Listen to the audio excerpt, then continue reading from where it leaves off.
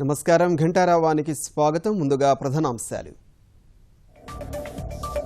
నగదు రహిత లావాదేవీలకు కేంద్రం 11 సూత్రాలు. కార్డులు ఆన్లైన్ కొనుగోలు చేసే వారికి రాయితీలు.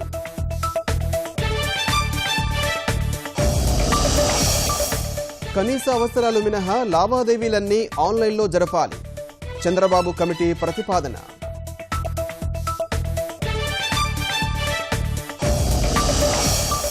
పెద్ద నోట్ల రద్దుతో ఇబ్బందులు తాత్కాలికమే. దీర్ఘకాలంలో పేదలకు ప్రయోజనం ఉంటుందన్న ప్రధాని.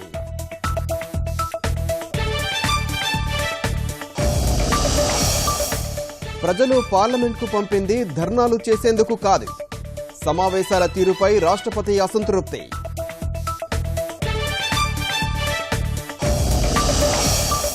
టీటీదే బోర్డు సభ్యుడు శేఖర్ రెడ్డి సహా 3 ఇళ్లపై ఐటీ దాడులు.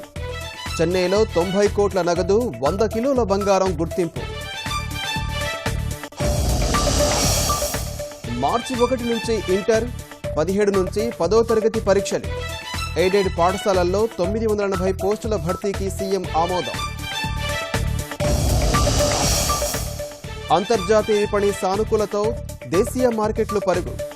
457 పాయింట్లు భారీ లాభంతో ముగిసిన సెన్సెక్స్.